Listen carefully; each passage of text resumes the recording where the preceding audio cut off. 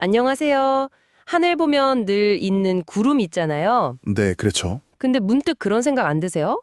저 뭉게뭉게 피어오르는 구름, 아니면 뭐 얇게 쫙 퍼진 구름, 대체 어떻게 만들어지는 걸까? 네. 그리고 또 그 안에서 비는 어떻게 내릴까 이런 거요. 맞아요. 그래서 오늘은 저희가 청취자 여러분이 보내주신 중학교 과학 교과서를 좀 봤거든요. 네네. 그걸 바탕으로 이 질문, 그러니까 하늘 속 물방울들이 어떻게 여행하는지 한번 따라가 보려고요. 좋습니다. 모든 건 사실 우리 눈에는 안 보이는 그 수증기에서 시작해요. 아, 공기 중에 있는 수증기요? 습도 얘기할 때 나오는 그거죠? 네, 맞아요. 근데 이 공기가 수증기를 품을 수 있는 양이 정해져 있거든요. 이걸 포화 수증기량이라고 하는데 아, 네. 들어본 것 같아요. 이게 기온에 따라 달라져요. 그러니까 따뜻한 공기일수록 수증기를 더 많이 먹을 수 있는 거죠. 더 많이 품을 수 있다. 네, 마치 스판지처럼요. 반대로 기온이 내려가면 품을 수 있는 양이 확 줄어들고요. 아하. 우리가 보통 습하다, 건조하다 할 때 쓰는 상대 습도 있잖아요. 네네. 그건 현재 공기가 최대로 품을 수 있는 양, 그 포화 수증기량 대비해서 실제로 얼마나 가지고 있나, 그 비율 퍼센트를 말하는 거예요. 아, 그러니까 겨울에 난방을 막 틀면 방 안 공기 자체의 수증기 양은 그대로인데도 건조하게 느껴지는 게 그렇죠. 기온이 올라가니까 공기가 수증기를 담을 수 있는 그릇? 뭐 그런 게 커진 셈이네요? 정확합니다. 그릇은 커졌는데 물은 그대로니까 상대적으로 부족하게 느껴지는 거죠. 비어 보이고. 와, 이해가 확 되네요.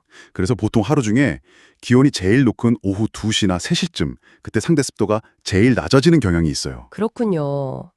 자, 그럼 이 눈에 안 보이는 수증기가 어떻게 저 하늘 높은 곳의 구름으로 딱 변신하는 걸까요? 핵심은 공기가 위로 올라가는 거, 상승이라고요? 네, 핵심은 상승입니다.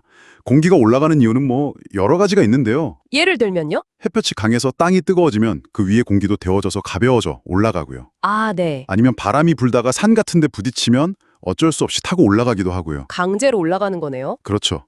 또 성질이 다른 따뜻한 공기랑 찬 공기가 만나면 서로 밀어 올리기도 해요. 아, 그렇게 공기가 위로 가면 뭔가 특별한 일이 생기나요? 네, 아주 중요한 현상이 일어나는데 바로 단열 팽창이라고 해요. 단열 팽창이요? 좀 어려운데요? 쉽게 말하면 공기가 위로 쭉 올라가면 주변 압력이 낮아지잖아요. 네, 그렇죠. 높은 곳이니까. 그러면 공기 덩어리가 주변이랑 열을 주고받지 않으면서 스스로 부피가 확 커져요. 팽창하는 거죠. 네. 이때 에너지를 써서 온도가 뚝 떨어져요. 스스로 차가워지는 거예요. 아, 마치 그 스펀지 뿌릴 때 캔 차가워지는 것처럼요. 그거랑 비슷해요. 네.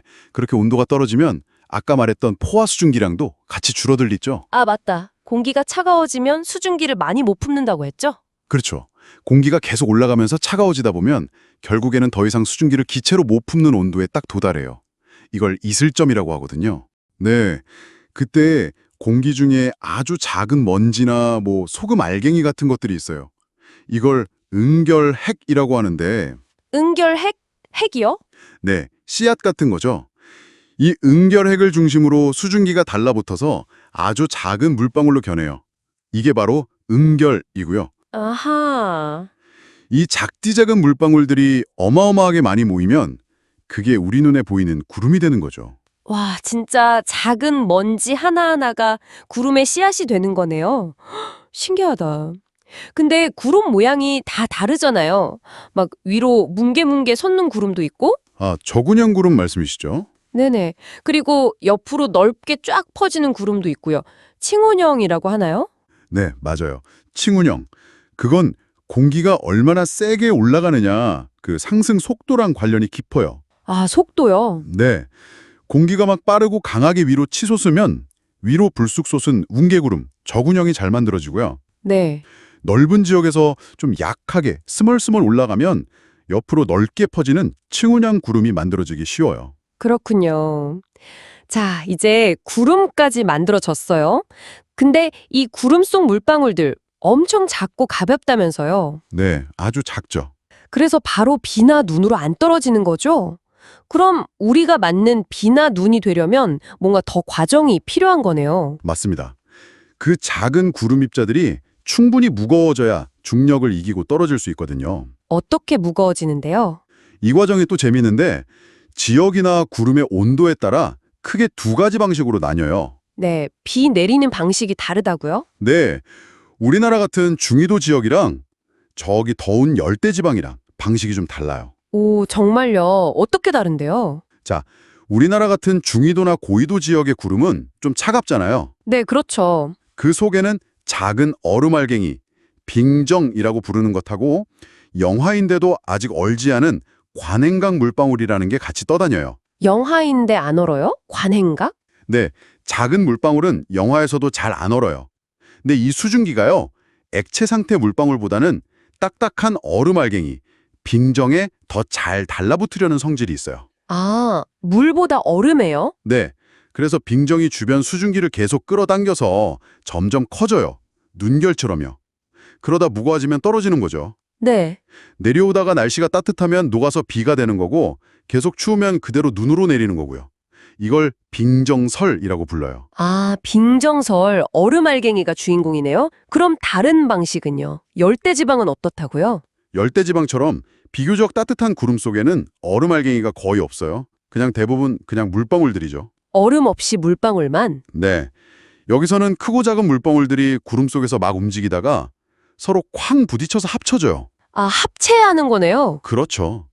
작은 물방울들이 계속 합체하면서 점점 큰 물방울로 성장하는 거예요. 그렇게 충분히 무거워지면 비가 돼서 내리는 거죠. 이건 병합설이라고 해요. 와, 병합설. 그냥 부딪혀서 커지는 거군요. 같은 비인데 만들어지는 길이 다르다니 진짜 신기하네요. 그렇죠. 정리해보면 눈에 안 보이던 수증기가 공기가 상승하면서 차가워져서 작은 구름 입자가 되고, 네, 응결에서요? 그렇죠. 응결해서 그 다음엔 지역이나 온도에 따라서 빙정설이나 병합설 이 두 가지 과정을 통해서 충분히 무거워져야 비로소 땅으로 떨어지는 거죠.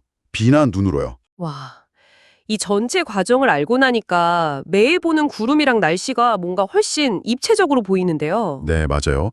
이런 기본적인 원리를 알면 우리 주변의 날씨 변화가 왜 이렇게 역동적인지 좀 더 깊이 있게 보게 되죠. 네, 정말 흥미로웠습니다. 자, 오늘은 저희가 공기가 상승할 때 구름이 만들어지고 비가 내리는 과정을 살펴봤잖아요. 네, 상승할 때요. 그럼 이런 생각도 해볼 수 있겠네요. 반대로 공기가 하강할 때는 어떤 일이 벌어질까요? 아, 하강할 때요? 네, 이 반대 과정을 한번 따라가 보시면 왜 어떤 날은 하늘이 유독 파랗고 맑고 건조한지 거기에 대한 실마리를 또 찾으실 수 있을 겁니다. 한번 생각해 보시면 재밌을 거예요.